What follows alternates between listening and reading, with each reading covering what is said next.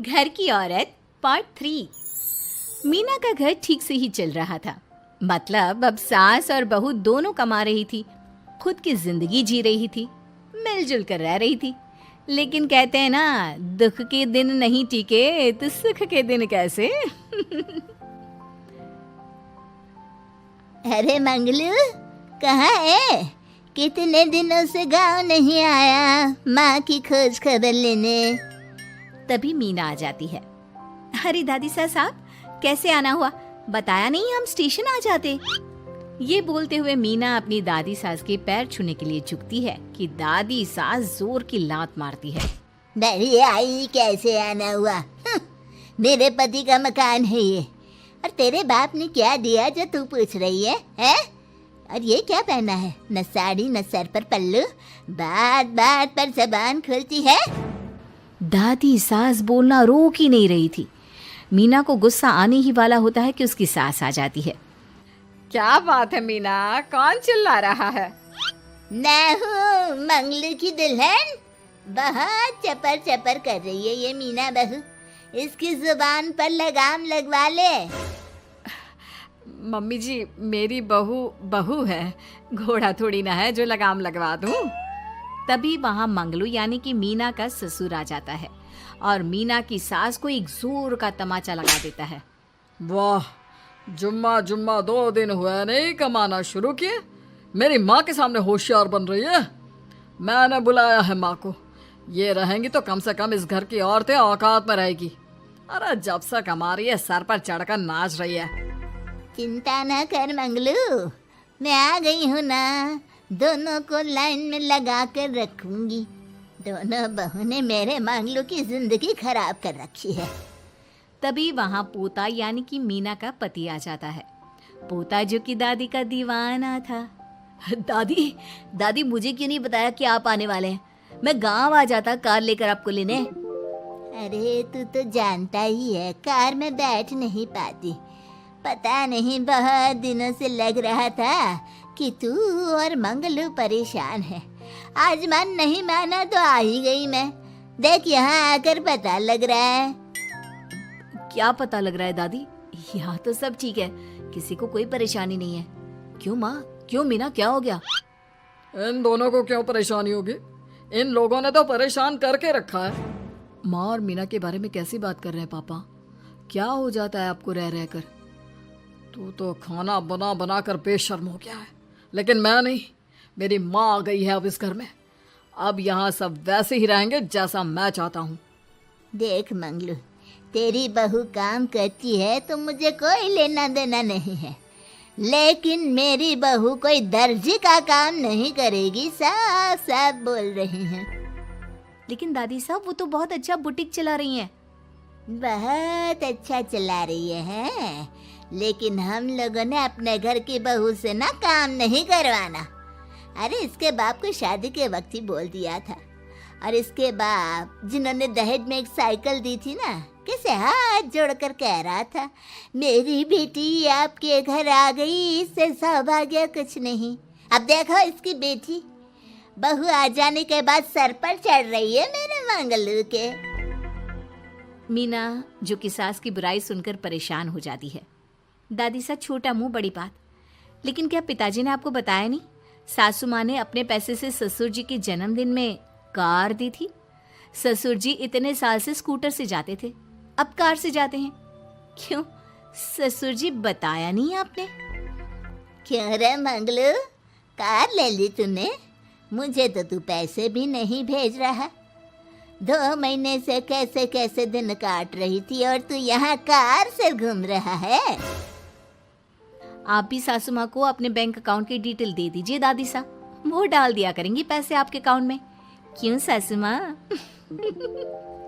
मंगलू यानी कि मीना का ससुर, जिसने अपनी माँ को गांव से सिर्फ अपनी बीवी को लगाम लगाने के लिए बुलाया था, ये सब देखकर जोर से चिल्लाता है। मीना बहू, चलो दादी सास आई है, यह नहीं कि खाने पीने का इंतजाम करे।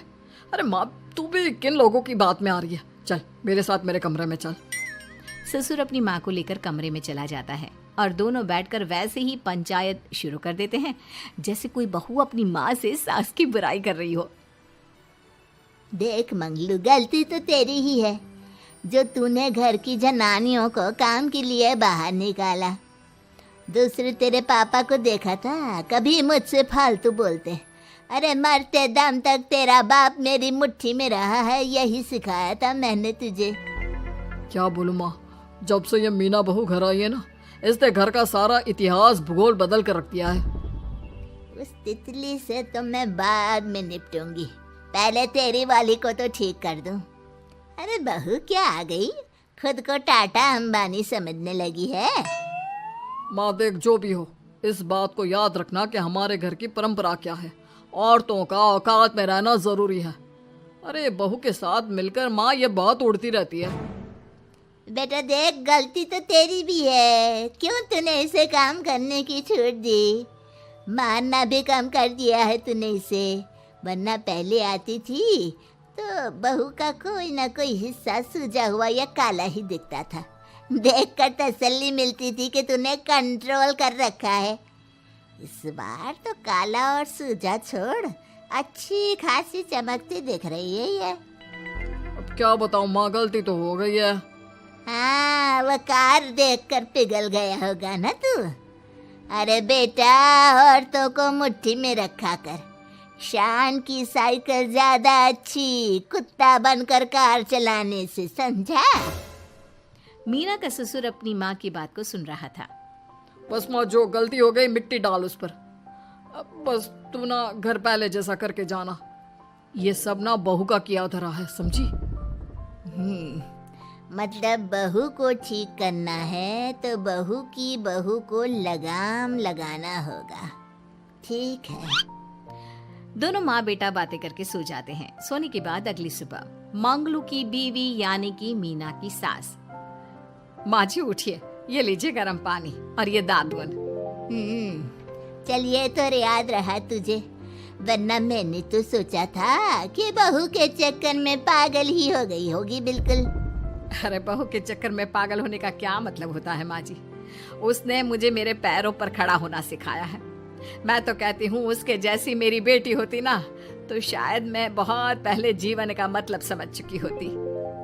तो दादी सास को समझ में आ जाता है कि सारा मामला मीना पर जाकर ही ठीक होगा।